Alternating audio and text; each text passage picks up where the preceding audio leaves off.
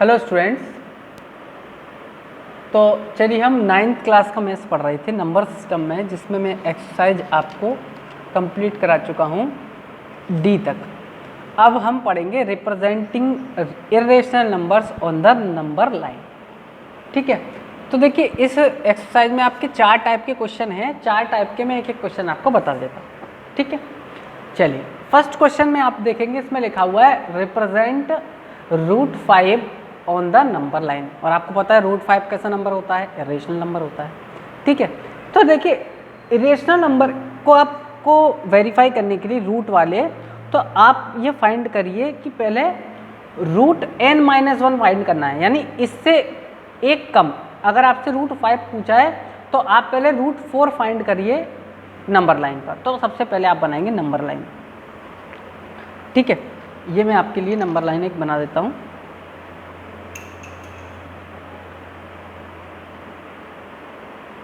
ठीक है, ये आपने बना लिया एक नंबर लाइन।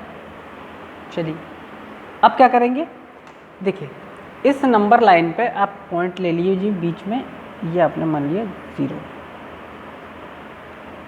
ठीक है, अब मैंने क्या बताया आपको, √5 के लिए आपको फाइंड क्या करना है, √4। ठीक है, और √4 एक्चुअली होता क्या है, 2। √4 2 ही तो होता है, तो एक्चुअली आपको 2 फाइंड करना है। अब 2 भी आपको क्यों फाइंड करना है, क्योंकि देखिए हम बनाएंगे एक राइट एंगल ट्राइंगल।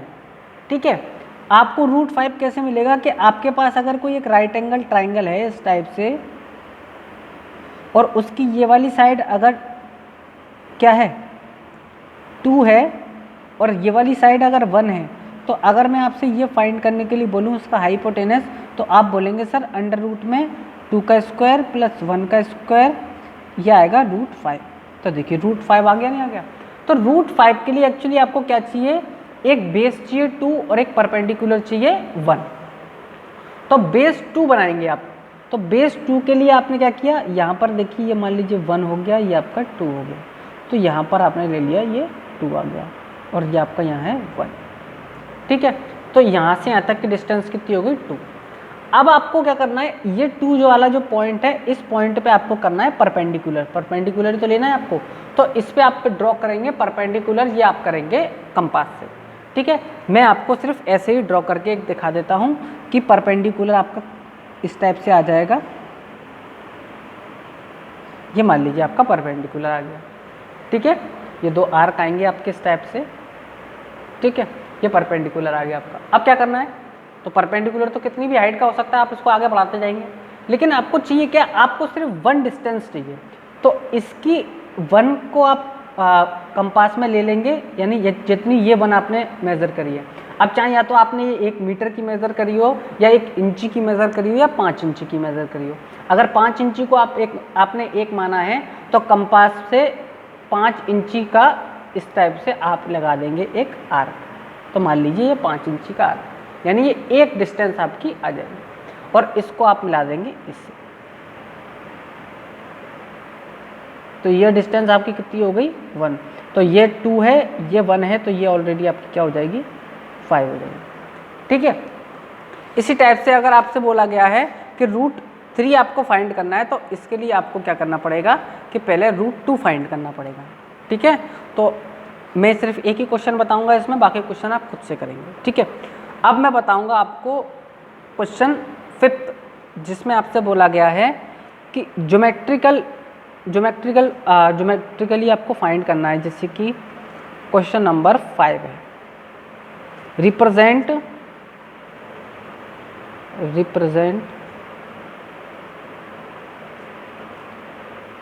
√4.7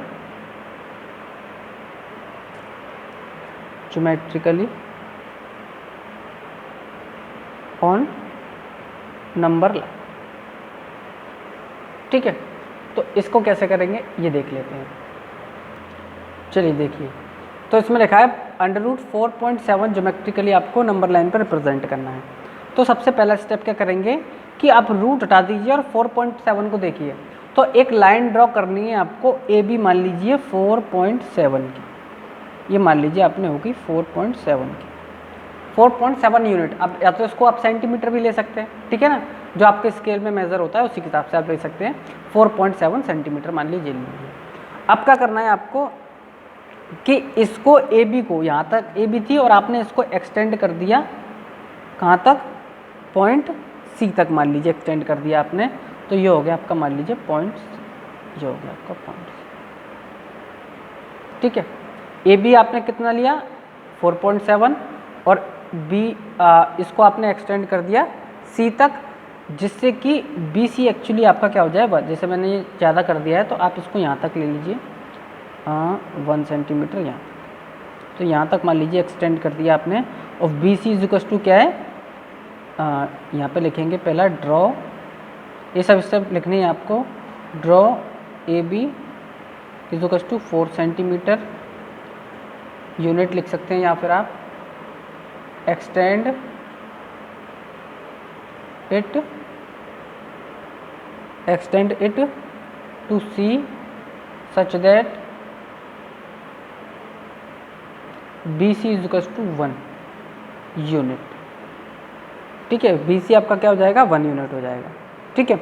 अब next point, find the mid point of A C, यानी ये आपने जो ए से और सी तक की जो डिस्टेंस है इसका मिड पॉइंट फाइंड कर लीजिए। ये आप सब नाप के करेंगे, ठीक है। तो मान लीजिए यहाँ पर इसका मिड पॉइंट आ गया ये, ठीक है, इसको आपने बोल दिया ओ, ठीक, मिड पॉइंट फाइंड कर लिया आपने।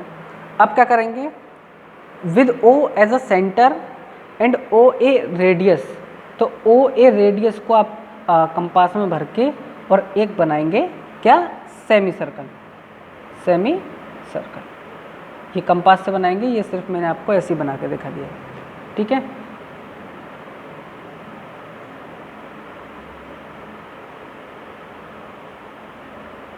जो कि आपका इस टाइप से सी से होता हुआ जाएगा, ठीक है। Draw B D perpendicular to A C, ठीक है। तो ए सी के ऊपर आपको बी डी परपेंडिकुलर खींचना है, यानी बी पॉइंट पर परपेंडिकुलर खींचना है। तो मान लीजिए ये परपेंडिकुलर आपका इस टाइप से खींचा जाएगा, ठीक है। ये परपेंडिकुलर आप जानते हैं खींचना, ये आपने खींच लिया। तो आप देखेंगे ये जो परपेंडिकुलर आपका है ये इस सेमी सर्कल को किसी पॉइंट पर काटेगा, ये मान लीजिए आपका पॉइंट है डी, यही आपने परपेंडिकुलर खींचा है बी डी, ठीक है। जो बी डी आपने परपेंडिकुलर खींचा है वो सेमी सर्कल को पॉइंट डी पर काटता है। तो जो आपका डी और बी, यानी ये बी डी जो होगा ना, ये बी डी ही आपका क्या होगा, √4.7, ठीक है। तो ये बी डी आपका क्या होगा, √4.7, बस इतना आपको करना है। अब आप इसको प्रूफ करके भी देख सकते हैं, ठीक है। आप चाहते हैं तो मैं इसको आपको प्रूफ करके भी दिखा देता हूँ, ठीक है। चलिए देखिए, प्रूफ करने के लिए आपको किसकी ज़रूरत पड़ेगी, पहले लिख देते हैं। आपको क्या पता है कि ए बी इज टू आपके पास है 4.7, ठीक है, और बी सी है आपके पास 1। तो अगर मैं आपसे पूछूं कि ए सी कितना होगा, ए सी, तो आप बोलेंगे सर ए सी होगा 4.7 + 1। भाई ए सी क्या है आपका, ए बी + बी सी, तो ये हो जाएगा आपका 5.7, ठीक है। 5.7 हो गया। अब मैं इसको नेक्स्ट पेज पर ले जा रहा हूँ क्योंकि यहाँ पर जगह नहीं है, ठीक है। चलिए देखिए ये मेज़रमेंट आपको दिया हुआ है, ठीक है ना, ये आपको मेज़रमेंट दिया हुआ है। इसके आगे हम चलते हैं इसको प्रूफ करने के लिए, ठीक है। तो देखिए अब आपसे पूछा जाए कि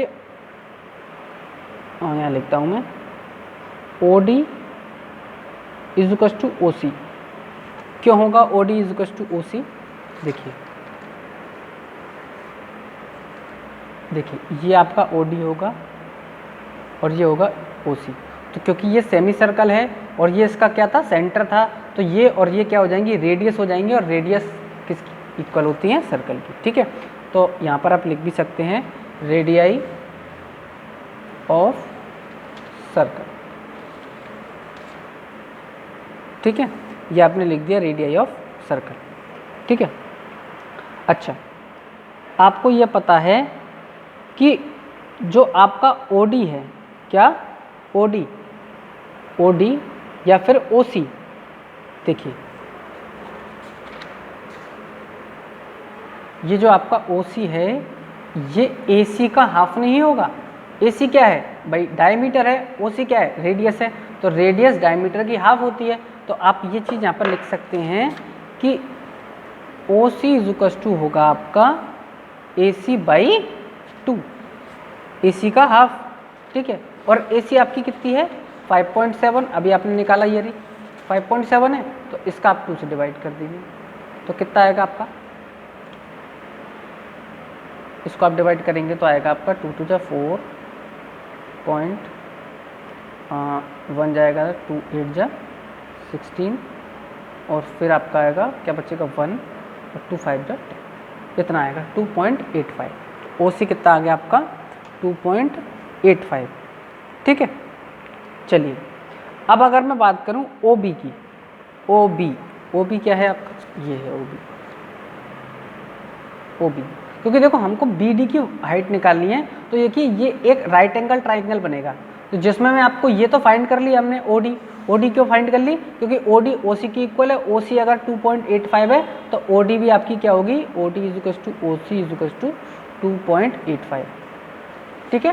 तो OD आपने फाइंड कर ली। अब बचा क्या आपके पास ये चाहिए, अब आपको ये फाइंड करना है OB आपको फाइंड करना है।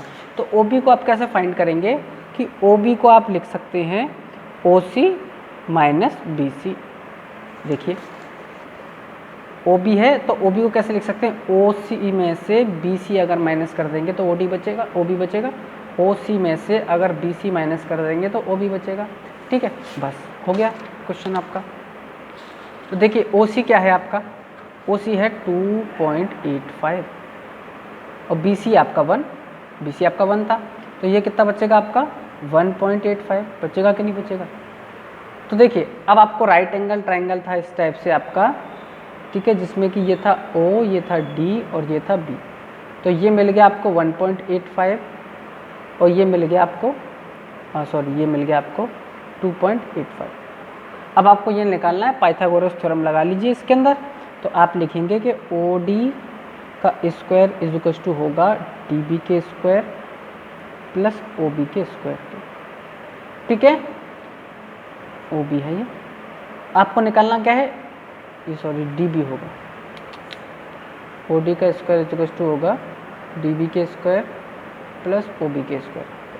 DB आपको निकालना है, इसको उधर ले आइए, या OD का स्क्वायर माइनस OB का square is equal to DB square. OD कितना है आपका 2.85 का स्क्वायर प्लस OB आपका 1.85 का square is equal to OB का स्क्वायर, ठीक है। और OB अगर आप स्क्वायर हटाएंगे तो आएगा अंडर रूट, तो आएगा 2.85 का स्क्वायर प्लस 1.85 का स्क्वायर, ये आपका, ठीक है। सॉरी ये माइनस आएगा, एक्चुअली यहाँ पे माइनस है तो ये आएगा माइनस, ठीक है। तो इसको आप सॉल्व करके देखेंगे तो आपको रूट के अंदर 4.7 ही मिलेगा। आप इसको सॉल्व करके देख सकते हैं, आंसर आपका यही आएगा। OB की जो लंबाई आएगी, OD की जो लंबाई आएगी,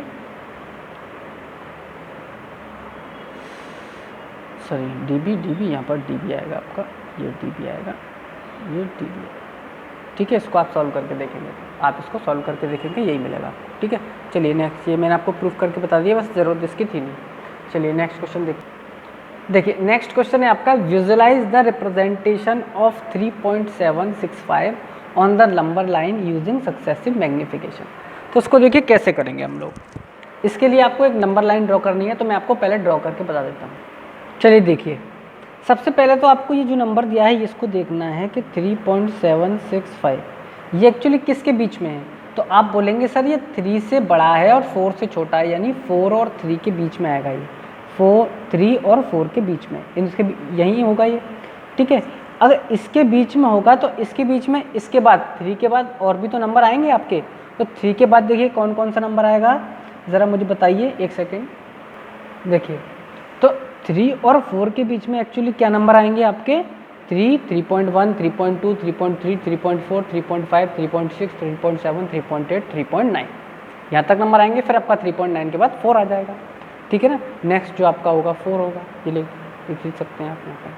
यानी कि ये जो आपने बनाया है यहाँ से यहाँ तक का और यहाँ से यहाँ तक का, ये एक्चुअली 3 और 4 के बीच के नंबर्स हैं, जो कि आपने इतने में दिखा रखे थे, इनके बीच में एक्चुअली ये नंबर्स हैं।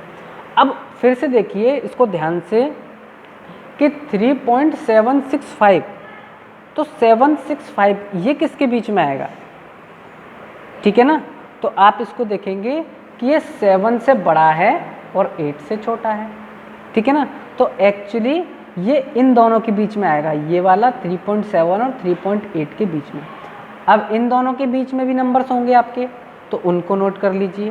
देखिए चलिए ये कर लेते हैं एक, इसे मैं थोड़े बड़े बना देता हूँ खाने, 2 3 4 5 6 7, ये 8, ये 9 और ये 10, ये मान लीजिए लाइन आगे तक जाए, ठीक है।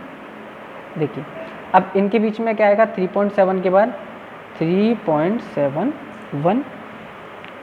फिर 3.72, फिर 3.73, फिर 3.78, फिर 3.79, ठीक है। 4 आएगा यहाँ पे 4, और ये आएगा 5, फिर 3.76, फिर 3.77, फिर 3.78, फिर 3.79, ठीक है। और इसके बाद आ जाएगा आपका 3.70 के बाद यानी 8 हो जाएगा, ठीक है। तो यहाँ तक आ गया, यानी कि ये जो नंबर हैं ये 3.7 से और 3.8 के बीच के नंबर हैं, ये आपके नंबर हैं यहाँ तक, ठीक है। अब इसके बाद देखिए कि ये नंबर इनमें से किसके बीच में आएगा, तो 3765 है, तो 7, 6 और 5 यानी 3.76 और 3.77 के बीच में आएगा ये नंबर, यानी इन दोनों को आपको फिर से सक्सेसिव मैग्नीफिकेशन इनका करना है, यही होता है सक्सेसिव मैग्नीफिकेशन, ठीक है। तो इसके लिए आप लिख लीजिए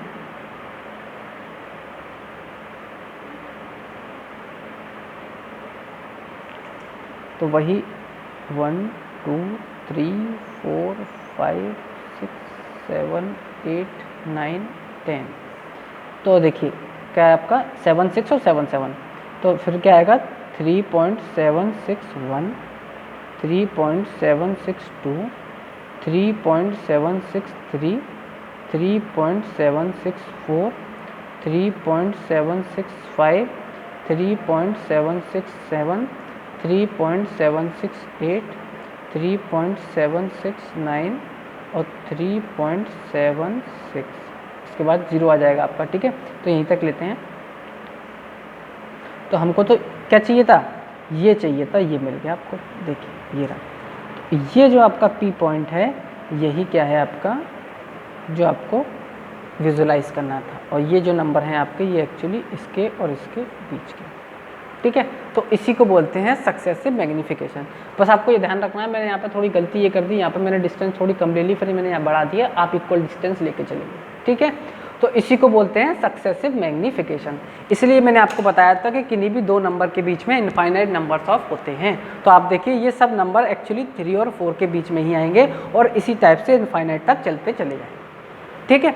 चलिए लास्ट क्वेश्चन और देखते हैं।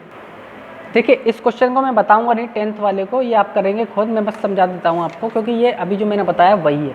देखिए 4.76 पे बार कह रहा है आपसे, और कह रहा है नंबर लाइन पर 4 डेसिमल तक प्लेस तक आपको रिप्रेजेंट करना है ये, ठीक है। वही सक्सेसिव मैग्नीफिकेशन वाली मेथड लगेगा इसके अंदर। तो आप ये बताइए कि एक्चुअली 4.6767 यही आपके डेसिमल हो गए 4। तो आपको एक्चुअली ये ना करके सिर्फ ये विजुलाइज करना है, किस पे, नंबर लाइन पे, ठीक है ना। तो ये आप इस टाइप से, जैसे मैंने ये आपको ये करके बताया है, इस टाइप से आप करते जाएंगे। 4 और ये किसके बीच में है, 4 और 5 के बीच में, तो 4 और 5 के बीच में आप नंबर्स को लेते जाइए, तो एक नंबर आपको ये मिल ही जाएगा, ठीक है। चलिए अब आपकी एक्सरसाइज खत्म हो गई है। नेक्स्ट हम चैप्टर पॉइंट आपका टॉपिक है रेशनलाइजेशन, ठीक है। चलिए थैंक यू।